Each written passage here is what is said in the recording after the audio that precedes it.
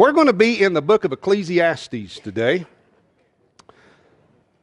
Ecclesiastes is an interesting book, and if you haven't done a study of the book of Ecclesiastes, you should sometime.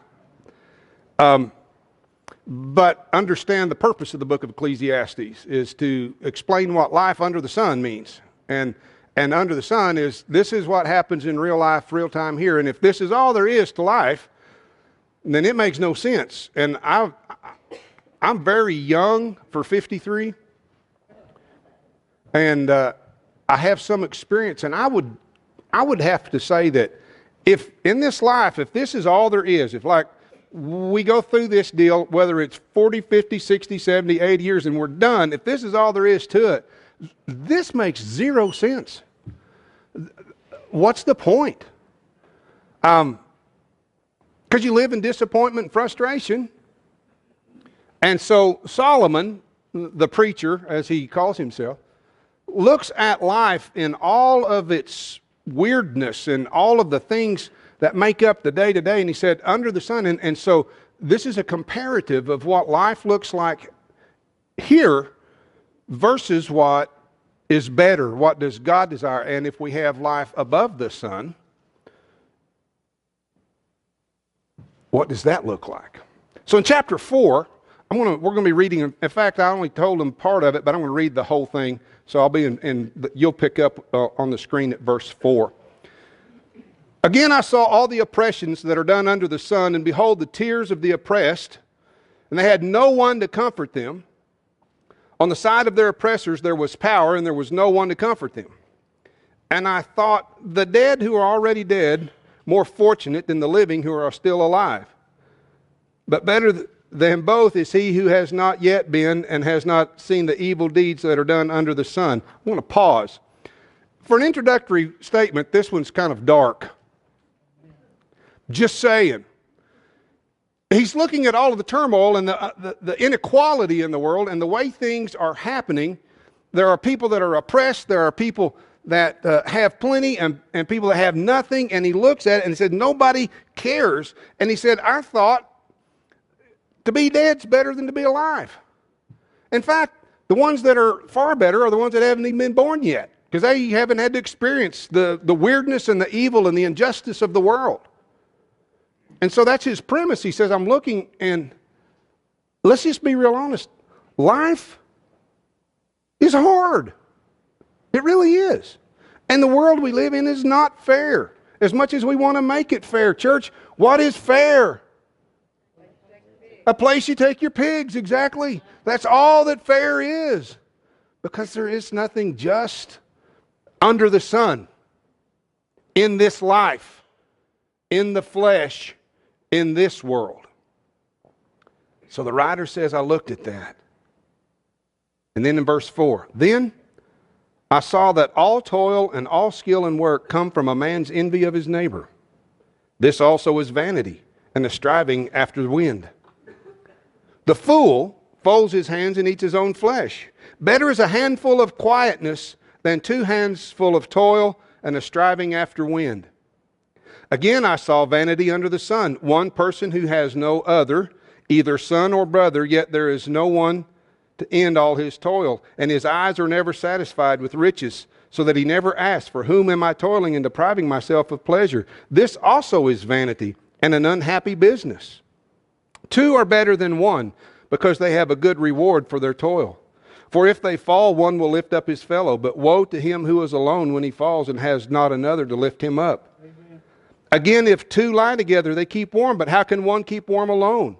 And though a man might prevail against one who is alone, 2 will withstand him. A threefold cord is not quickly broken. Better a poor and wise youth than an old foolish king who no longer knew how to take advice. I'm going to pause right there for a moment. Better was a poor and wise youth than an old and foolish king who no longer knew how to take advice. For he went from prison to the throne, though in his own kingdom he had been born poor. I saw all the living who move about under the sun. Along with that youth who was to stand in the king's place. There was no end of all the people, of all of whom he led. yet those who come later will not rejoice in him. Surely this also is vanity and a striving after the wind. I told the guys today that I was going to title the sermon Better. I said, hopefully this is a better sermon. What he does is give us life options. And so why I wanted to call it better is there's two ways of looking at the world. There's looking at life under the sun, looking at life through the sun. Which is better? In the beginning of this passage, remember he says, I looked at all of the injustice and I saw that there was people that were being taken advantage of and no one to help them. And I decided if this is the way life is, you'd be better just be dead. But then I got to looking at life, he says, and in verse 4, bring the scriptures back up, guys. In verse 4, he makes an interesting point. I've got it here. I saw that all toil and skill and work come from a man's envy of his neighbor. And so he's going to be making, and I'm going to be using this too, to figure out which is better. Which life is better? In this verse, what he's talking about is learning to live with contentment.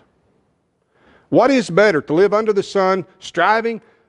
I saw that all toil and skill work come from a man's envy of his neighbor. Why do people work so hard? Why do they dig so hard? Because somebody else has got something they want.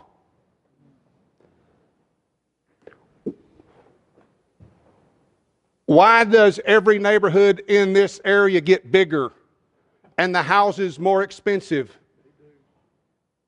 Because everybody sees what their neighbors got and they want what their neighbors got and they work hard to get it. And he says that's vanity. Actually, it makes no sense. But that's what's driving people, is to have what they can't afford because their neighbor has it. And they're not content with their place in life. Now, we've talked about contentment a lot.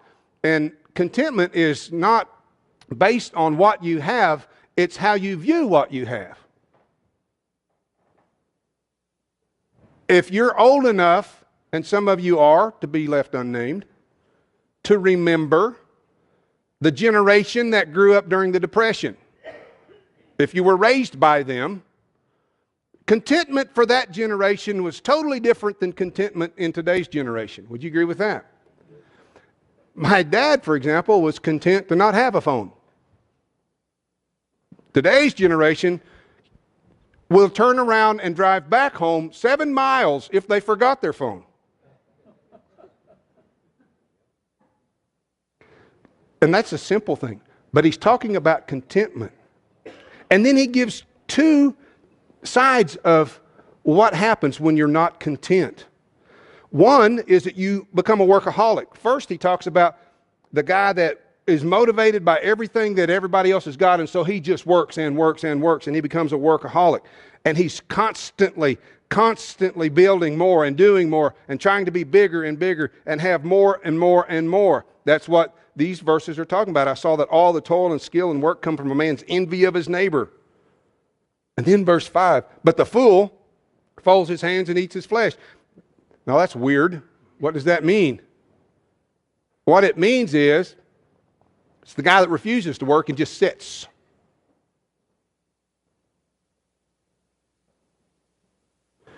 And depends and waits and puts no effort into life.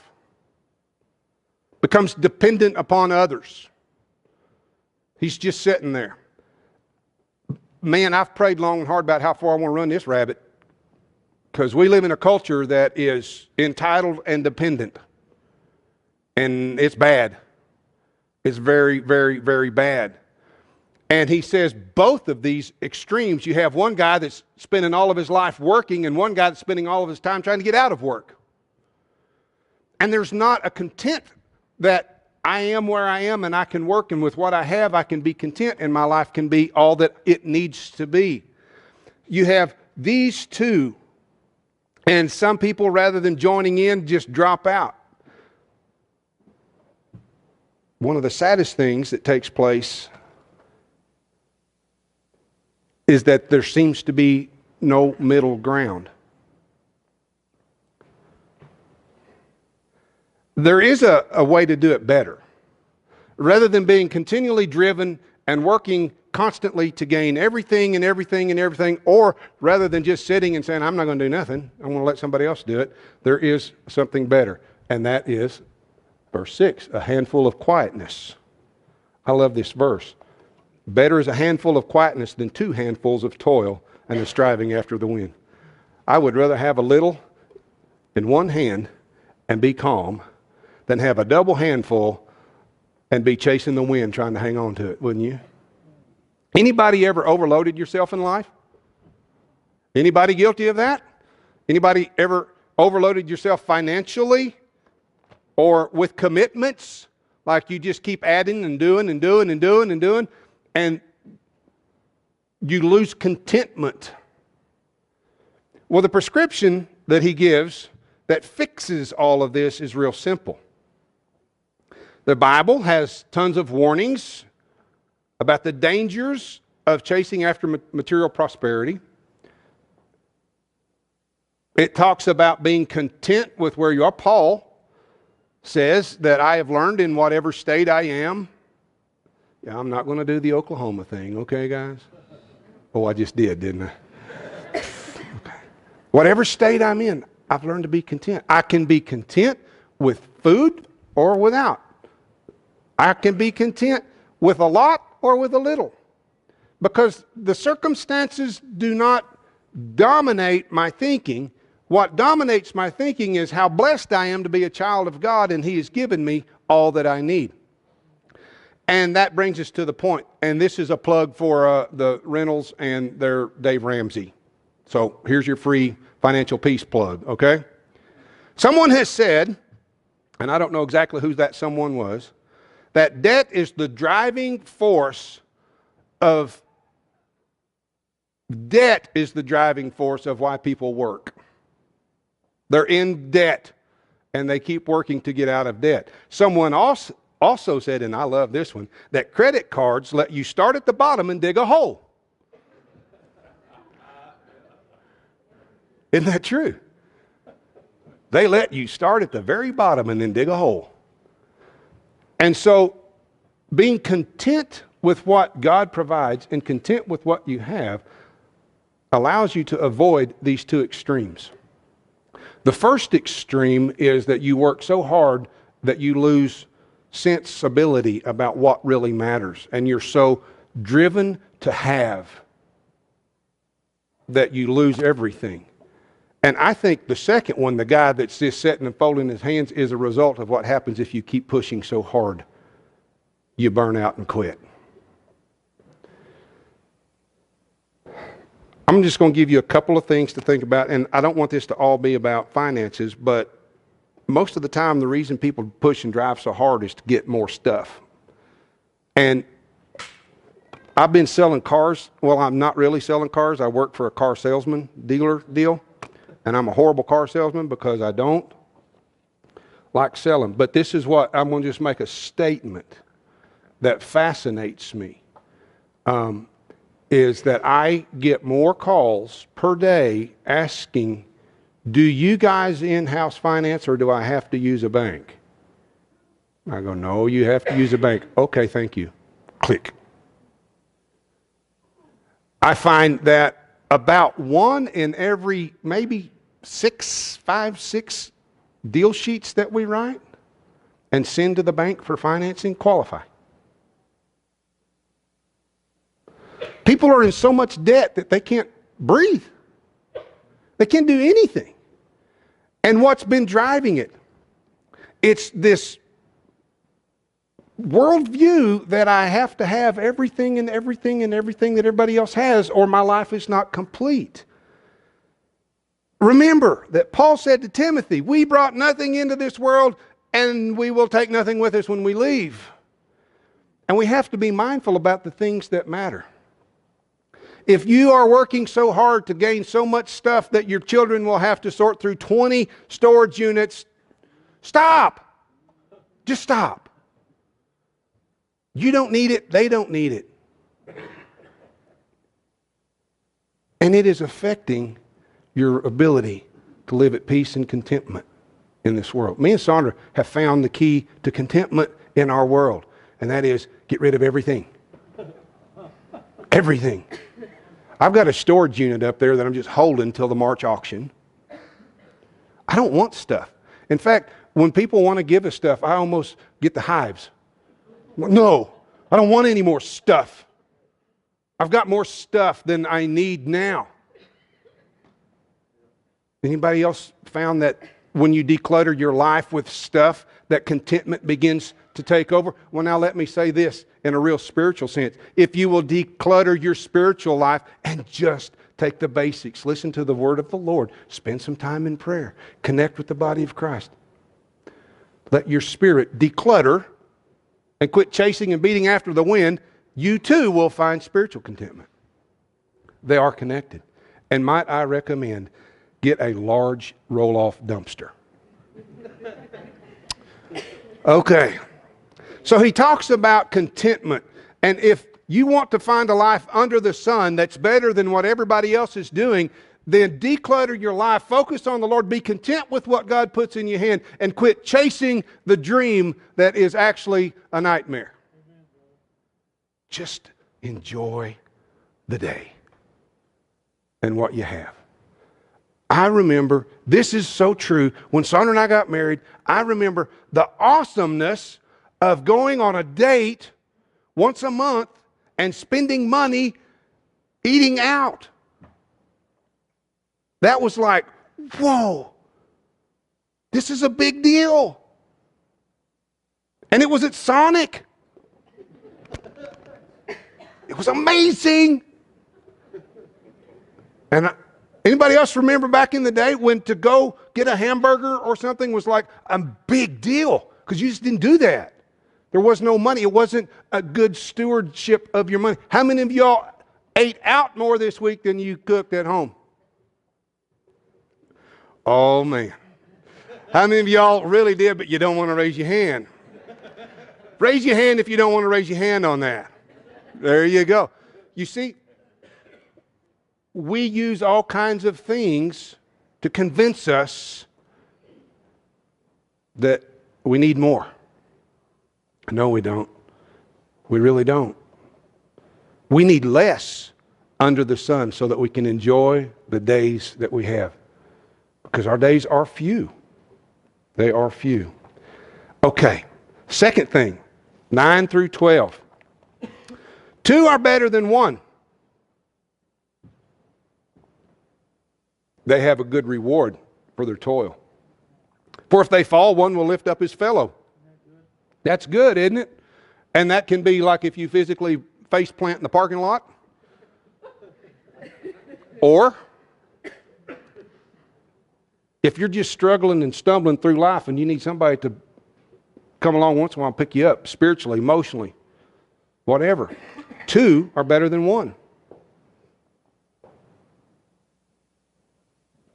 But woe to him who is alone when he falls and has not another to lift him up. Again, if 2 lie together, they keep warm. But how can 1 keep warm alone?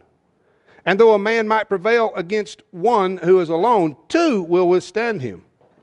The threefold cord is not quickly broken. The second thing that is better, first, is to live with contentment, and secondly, is to learn to value people and friendship. I really miss having friends that you saw, like face to face and talked to and did stuff. I've got like 7,000 friends on Facebook.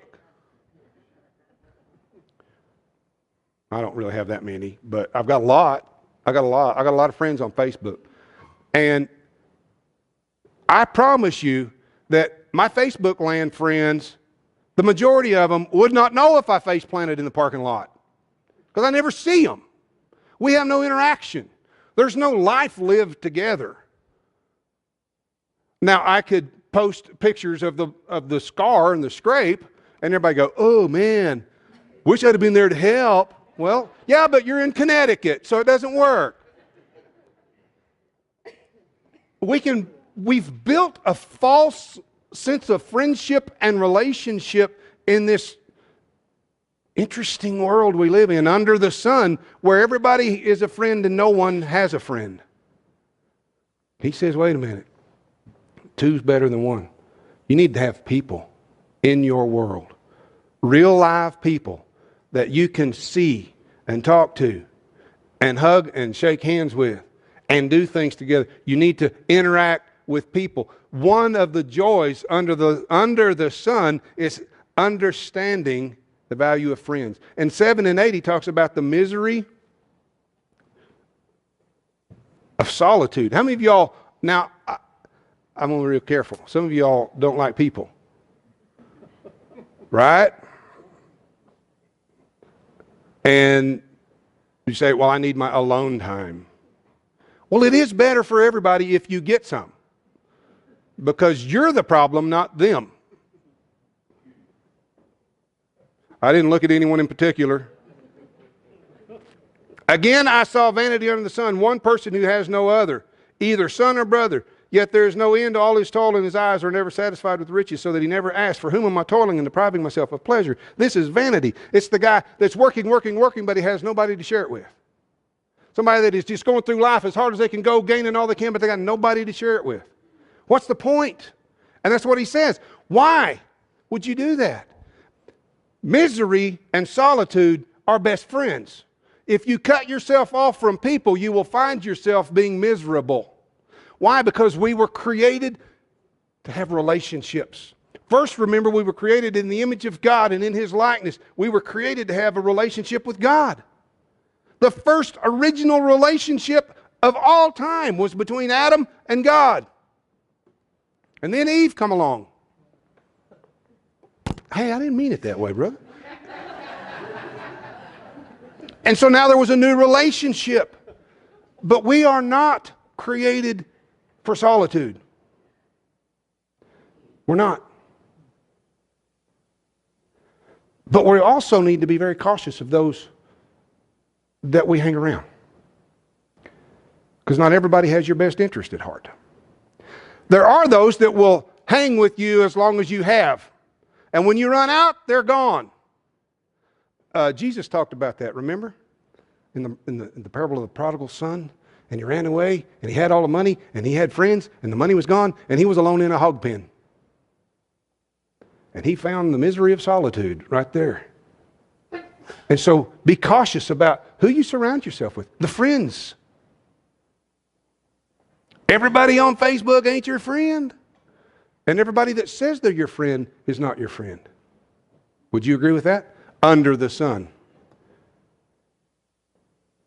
So choose wisely and invest in people. Investing in people. That's what's better. Rather than investing in buying all the toys and running up your credit and having an awesome credit score. What is it that he says about the credit score? It means that you have an awesome opportunity to go in debt. That's what a credit score means. Rather than focusing on all of that, focus on people. And live your life understanding the value of friendship. There's companionship has profit. Would you agree with that? He's talking about that. Hey, if you fall down, who's going to pick you up? If you got a friend, he's right there. When we read these words, I think often when we're talking about this, particularly where it's talking about when two keep warm, how can one keep warm? We look at that, and that's often used in marriage. And in fact, probably in every marriage ceremony at some point, it talks about the 3-strand cord, husband, wife, God. And this is where it comes from. And there's truth to that. But I think it's far more than that, because we're talking about people that are living in a culture that's trying to destroy them. And the writer wants us to understand that the best investments we're going to make are the friends that we keep. How many of y'all look at your friends as investments? What is an investment? Huh? It's an extension of yourself. I have like $8. It's a mate. Hey, and a ticket. $8. No, not really. Wait a minute. I have $5. Dang it. Okay, I got $5.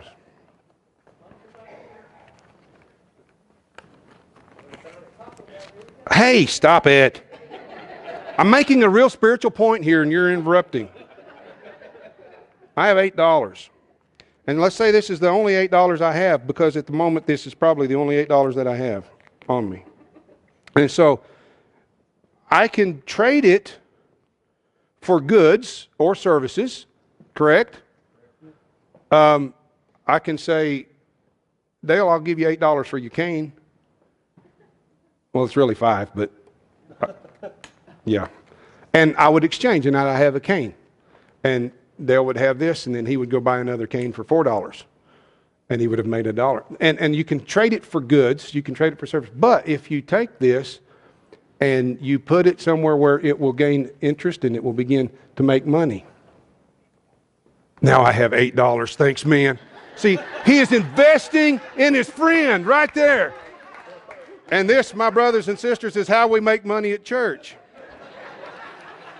Now, if I take this $8 and I put it in an interest-bearing account, or I invest it where it will make more money, that is an investment, because it will continue to build. And then I have more money to invest to make more money. And that's how wise people make investments, right?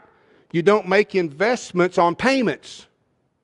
You make investments by having money and using it to make money. My dad used to tell me that a dollar bill has no value till it's spent.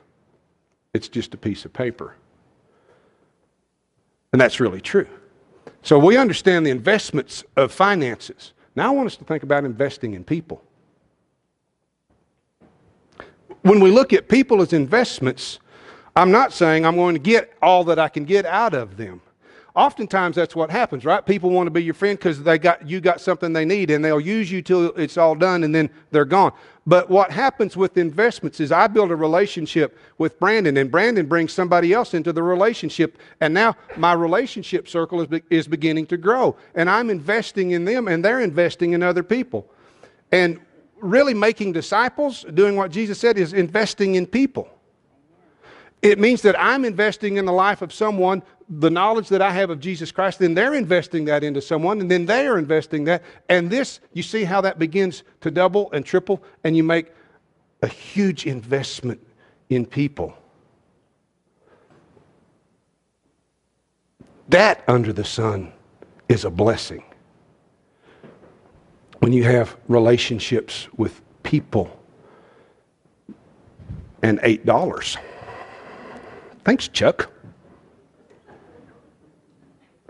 You see, friends that we invest in will invest in other people.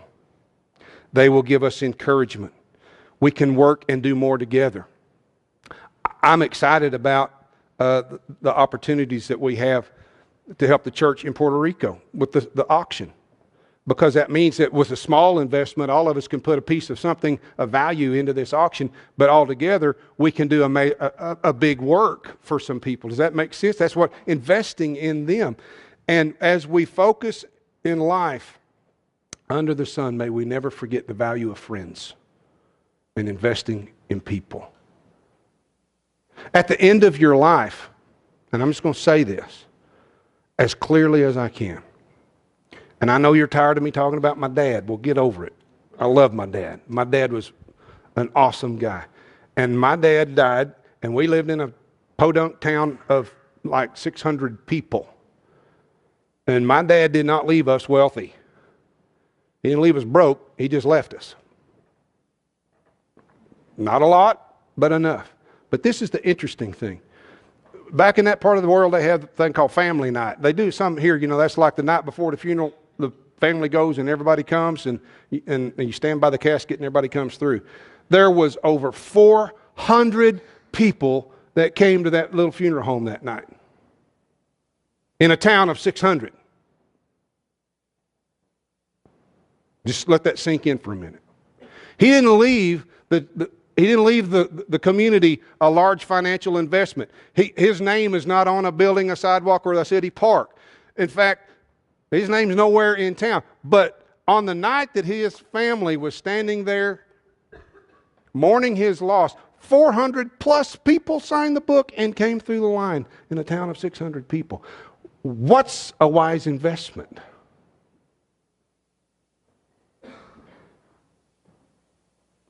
You see, when we invest in the lives of people and we have friends, real friends, not Facebook friends, not Snapchat friends, real life people, friends, it's profitable in this life and in the next. Friends lend support. Friends lend encouragement. Friends give strength.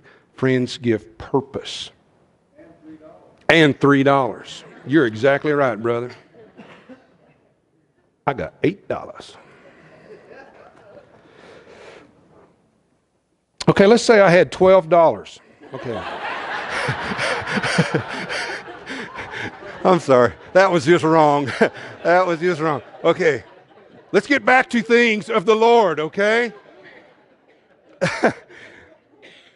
This is the last thing that is better in this list of what's better today, okay? Here we go. And I'm going to take verse 13.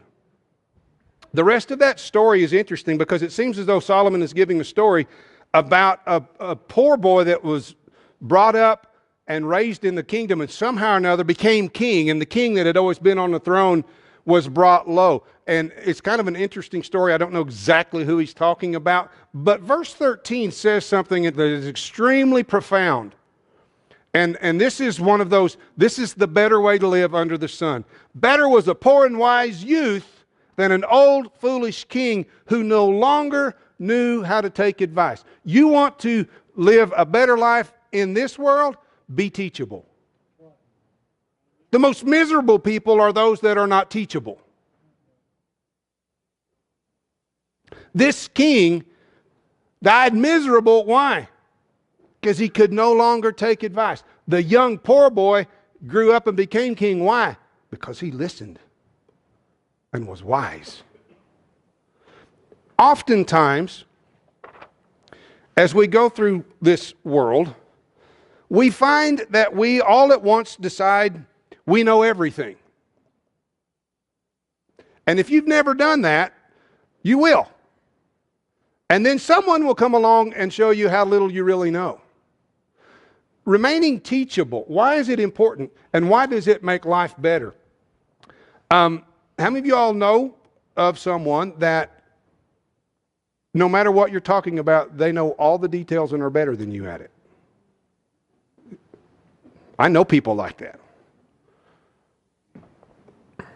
How many of you all really like hanging out with them?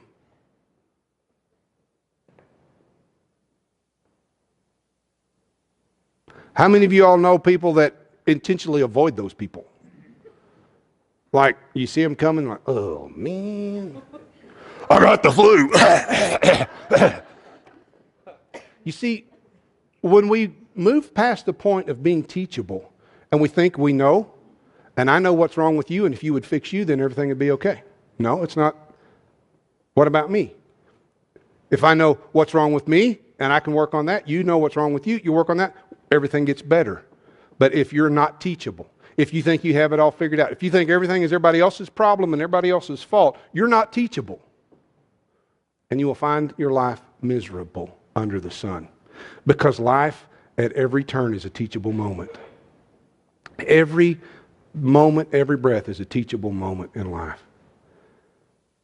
I love my grandkids. And I got a picture of them this week. They're doing, is this like something they do at school, a 100-year thing, and they'd make their little children look 100 day? Well, what's up with that? They've been in school 100 days. Okay, so we're going to celebrate? Okay, well, they did. And all three of my grandchildren looked 100 years old. They had like gray stuff and glasses and drawn faces all over them. I'm like, and I looked at them, and but this is, now you're going to think, okay, he's real shallow. No, I want you to just how deep my mind is. I looked at my two granddaughters who were the most made up. And they had the wrinkles and the gray and the glasses. But I zoomed up the picture and I looked, and the youthful sparkle in their eye, you knew they were not old. Teachable moment. I may be bald, gray. I may be bald and gray and slow about moving. My joints may hurt, but if I keep a youthful sparkle in my eye and remain teachable about life, then I can survive with contentment under the sun. It's better to remain teachable, to look at every moment in life and see that God is doing something, or there's something of value, there's something to learn, what to do, what not to do. There are things that you can be taught at any age. Would you agree with that? At any age. The problem is we get to a place where we don't want to be taught anymore. That's a dangerous place, because you become like the king whose kingdom imploded around him because he would no longer take advice. He would no longer listen to wisdom. Learn the value of remaining teachable all through your life.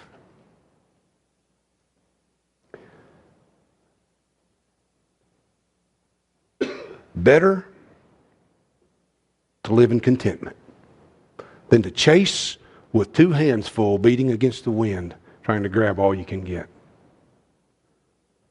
It's better to live in contentment. There's peace in contentment with where you are. It's better to have real friends and cherish them and invest in them than to try to go life alone. It's better, far better, to remain teachable than to close your mind to the possibilities. You know, God brings interesting and new opportunities every day for every one of us if we're teachable and listening and open. I wonder what it would be like if we would go back to school, spiritual school, and let the Lord teach us what He really desires. I went to college at 32. Anybody else wait that long? Boy, that was dumb, wasn't it? You know? There wasn't just cobwebs, there was like empty closets. But I learned something at 32 that I didn't learn at, 16. I can do algebra. So what does that have to do with life? I'm not good at it, and I struggle with it. But at 32, I learned finally how to follow algebraic formulas. I had to do it to pass college. That's not spiritual. No, but what it tells me is that 32, if my mind could grasp and I could learn, why? Because I decided now to be teachable. Because what was told me was, if you don't pass this, you don't get to graduate. And I'd invested 4 years of my life and lots of my money in a college degree, and I wasn't going to let one math credit keep me from graduating. So I was motivated to be what? Teachable. And I got an A in college algebra. See, I've hid that from you all these years. You know why? Because I immediately forgot everything I learned once I got my diploma. But I don't care if you're 15, 50, or 95. Remain teachable, because life is about learning the things of the Lord and what God has for you to do. It's about learning life and how to enjoy it under the sun. I am convinced that heaven will be far better than the life here, aren't you? I am convinced of that. Why? Because Scripture says it will. And I'm convinced that we don't even begin to understand the glory of the presence of God and what the city John saw. I don't know how I know it's going to be great. But I'm also convinced that we can make the most of this life under the sun if we do it through the Son, Jesus Christ. What is it that drives you? What is it that you're chasing? What motivates you? If you're out in the fast-paced world trying to grab all you can, trying to hold on while you can, stop. It will kill you. But if you're out there saying, I just want to be content, and maybe God will provide you, and your contentment might be with $1 million and mine with $1,000. So, my contentment doesn't have to be the same as yours. But are we content, at peace with where we are? All right. I don't know why the Lord brought this, but this has been beating on my week all week. I've been thinking about this. What's better? I want to live a better life, don't you? I want to have a better marriage.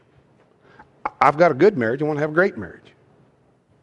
I want to have better health.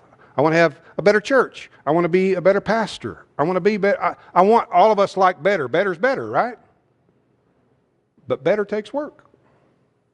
And better takes commitment. And better takes being honest. The writer says, under the sun is misery and vanity, but there is something that's better. Do you know that? Are you walking?